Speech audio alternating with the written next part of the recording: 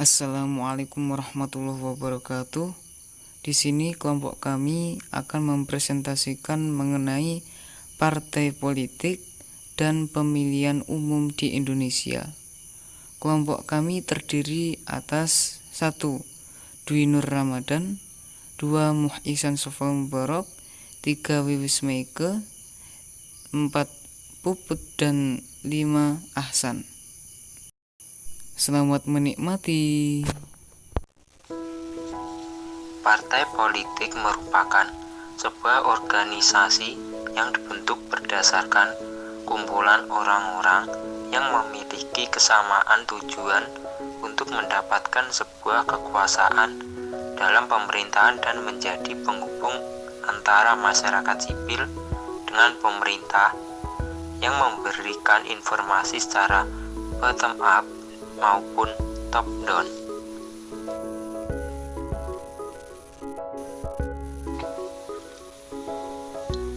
Indonesia telah menjalani sejarah panjang tentang demokrasi yang pada akhirnya juga mempengaruhi sistem kepartaiannya. Di zaman kolonial, partai politik lahir sebagai manifestasi dari kesadaran nasional. Masyarakat mulai membentuk kelompok-kelompok untuk mewujudkan pergerakan nasional. Partai politik yang pertama dibentuk di Indonesia adalah The Indies Parchit pada 25 Desember 1912 oleh Dawes Dweker, Ki Hajar Dewantara, dan Cipto Mangunkusumo. Lahirnya partai menandai adanya kesadaran nasional.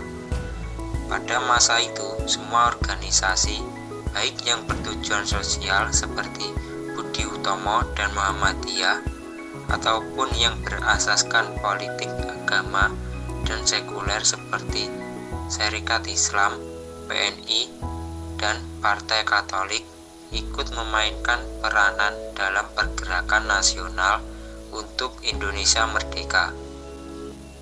Pola kepartaian di zaman itu menunjukkan keberagaman yang pada zaman merdeka dihidupkan kembali menjadi sistem multipartai. Lalu, pada pendudukan Jepang, semua partai dibubarkan dan setiap kegiatan politik dilarang.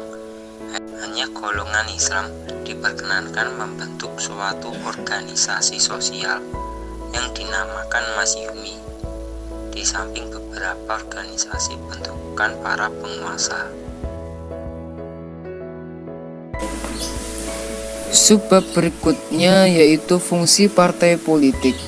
Yang pertama, fungsi partai politik di negara demokrasi, yaitu sebagai sarana komunikasi politik, di mana di dalamnya membicarakan dan menyebarluaskan rencana-rencana dan kebijakan-kebijakan pemerintah, perantara yang besar dalam menghubungkan kekuatan-kekuatan dan ideologi sosial dengan lembaga pemerintah yang resmi dan yang mengaitkan aksi politik di dalam masyarakat politik yang lebih luas.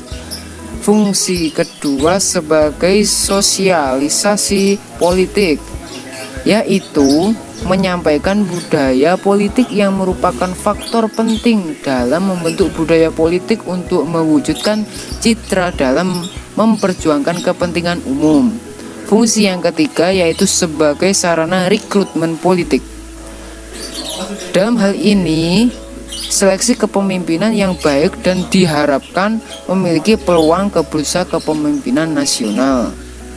Fungsi yang keempat adalah sebagai sarana pengatur konflik, di mana dalam menumbuhkan pengertian dan meyakinkan di antara pendukungnya sebagai instrumen dalam mengukur keberhasilan dan kegagalan partai politik di negara demokrasi.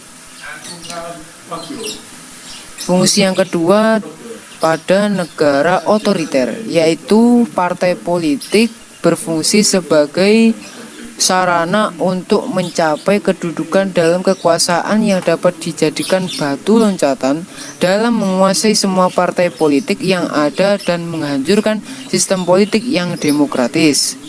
Fungsi yang ketiga yaitu pada negara-negara berkembang. Fungsinya sebagai sarana untuk mengembangkan integrasi nasional dan memupuk identitas nasional. Subbab berikutnya yaitu mengenai klasifikasi sistem kepartaian. 1. Sistem partai tunggal, yaitu partai yang benar-benar merupakan satu-satunya partai dalam suatu negara maupun untuk partai yang mempunyai kedudukan dominan di antara beberapa partai lain. Yang kedua, klasifikasi sistem kepartaian sistem dwipartai. Diartikan bahwa terdapat dua partai di antara beberapa partai yang berhasil memenangkan dua tempat teratas dalam pemilu secara bergiliran dan dengan demikian mempunyai kedudukan dominan. Yang ketiga, sistem multipartai. Sistem multipartai memiliki kecenderungan untuk menitik beratkan kekuasaan pada badan legislatif sehingga peran badan eksekutif sering lemah dan ragu-ragu. Hal ini sering disebabkan karena tidak ada satu partai yang cukup kuat untuk membentuk suatu pemerintah sendiri sehingga terpaksa membentuk koalisi dengan partai-partai lain. Subbab selanjutnya yaitu partai politik di Indonesia. Yang pertama adalah zaman kolonial, yaitu di mana partai politik diarahkan sebagai manifestasi bangkitnya kesadaran nasional untuk meningkatkan persatuan nasional melalui penggabungan partai-partai politik dan memperjuangkan Indonesia yang berparlemen. Yang kedua, zaman pendudukan Jepang. Partai politik di sini dibubarkan dan setiap kegiatan politik dilarang. Hanya golongan Islam diperkenankan membentuk suatu organisasi sosial yang dinamakan Masyumi, di samping beberapa organisasi baru yang diperakasai penguasa. Zaman selanjutnya adalah zaman demokrasi Indonesia, di mana diawali mulai dari masa perjuangan kemerdekaan. Pada masa ini, partai politik diharapkan sebagai sarana untuk memperkuat perjuangan dan mempertahankan kemerdekaan dan menjamin keamanan masyarakat. Zaman berikutnya yaitu zaman Republik Indonesia Serikat, di mana masa ini partai-partai politik secara aktif mendukung suatu usaha menggabungkan negara-negara bagian ke dalam Negara Kesatuan Republik Indonesia. Dan pada masa ini konstelasi partai politik tidak banyak berubah. Masa berikutnya yaitu masa pengakuan kedaulatan. Semua koalisi melibatkan dua partai besar yaitu Masyumi dan PNI, masing-masing dengan partai-partai pengikutnya. Koalisi partai-partai besar ini menyebabkan kabinet terus silih berganti dan menyebabkan stabilitas politik masa ini yang sangat didambakan tidak tercapai. Zaman selanjutnya yaitu zaman demokrasi terpimpin. Masa ini, badan eksekutif mulai beberapa ikhtiar untuk menyederhanakan sistem partai dengan mengurangi jumlah partai melalui Perpres nomor 7 tahun 1959 Maklumat Pemerintah 3 November 1945 yang menganjurkan pembentukan partai-partai dicabut dan ditetapkan syarat-syarat yang harus dipenuhi oleh partai untuk diakui oleh pemerintah.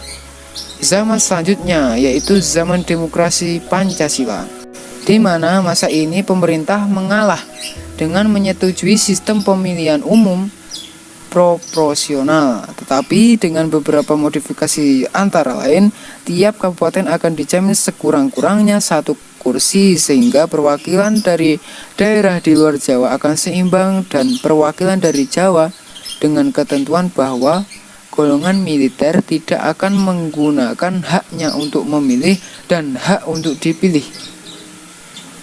Zaman yang terakhir yaitu zaman revolusi, di mana dalam periode reformasi ini bermula ketika Presiden Soeharto turun dari kekuasaan 21 Mei tahun 1998.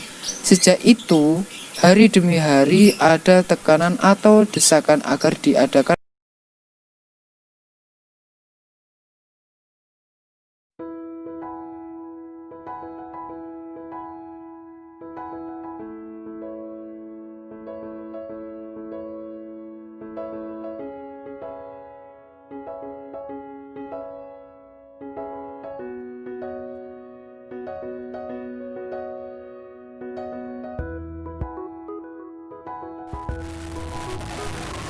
Sistem pemilihan umum di Indonesia. Bangsa Indonesia telah menyelenggarakan pemilihan umum sejak zaman kemerdekaan. Semua pemilihan umum itu tidak diselenggarakan dalam kondisi yang vakum, tetapi berlangsung di dalam lingkungan yang turut menentukan hasil pemilihan umum tersebut.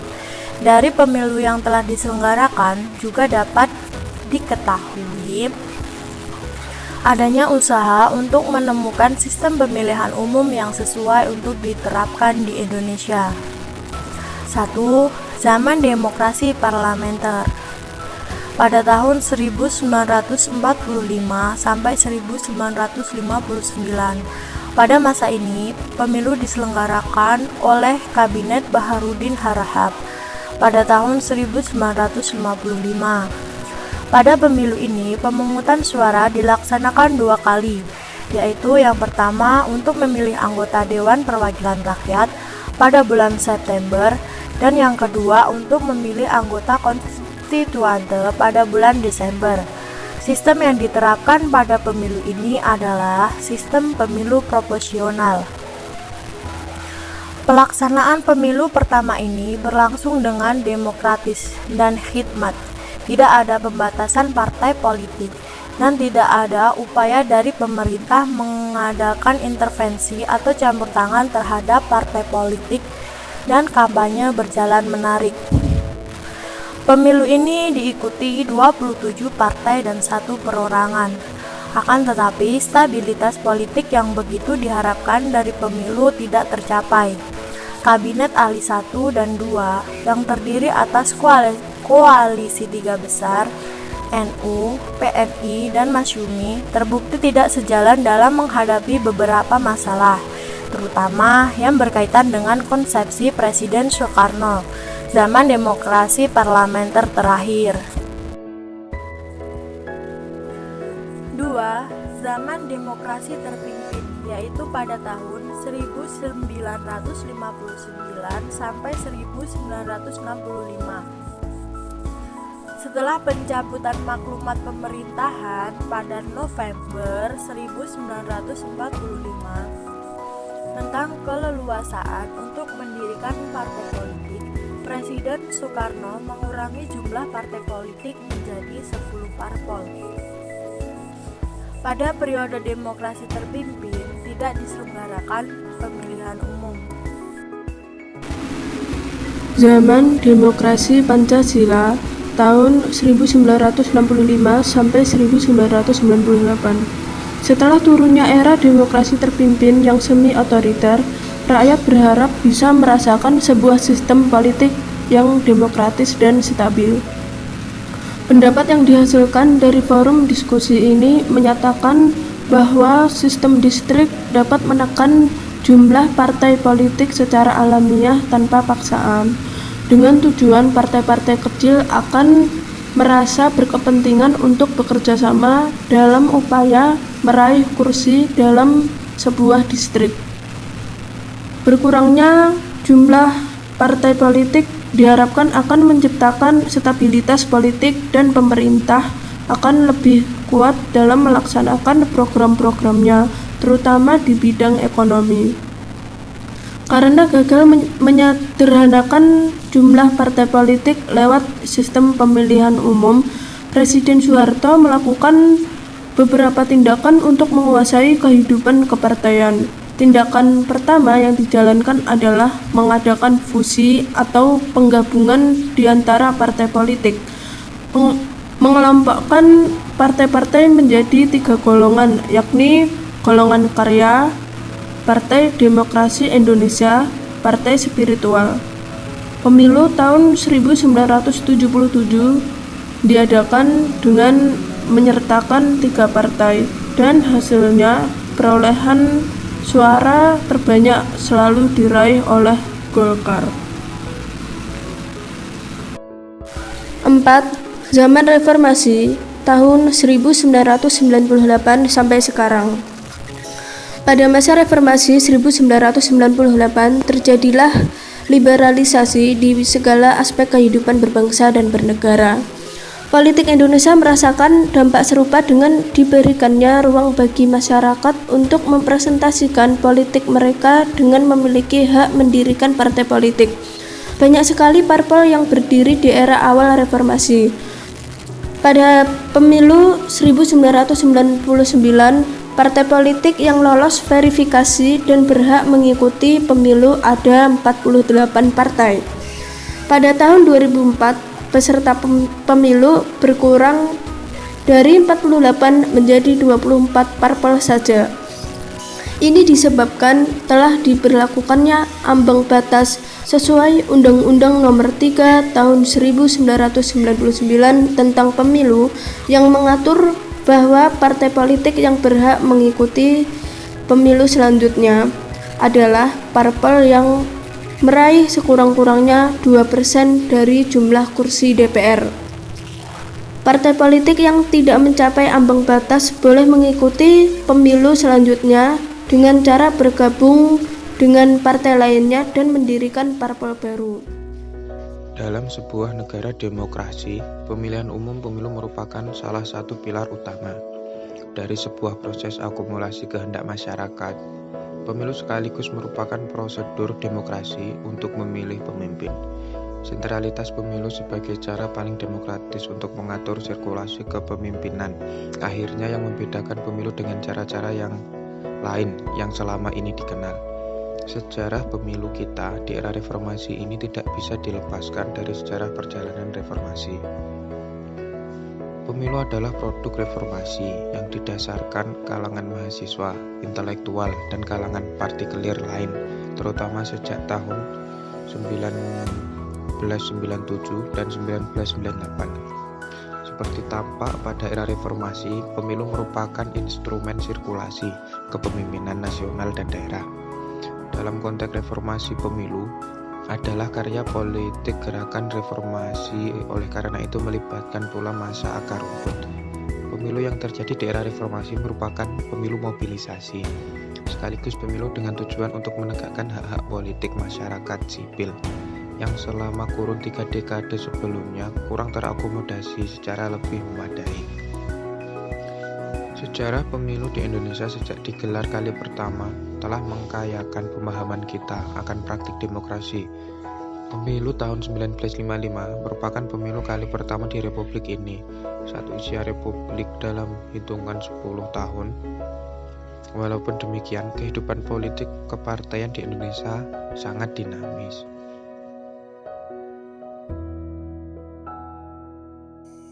Jangan lupa like, comment, and subscribe ya guys. Wassalamualaikum warahmatullahi wabarakatuh.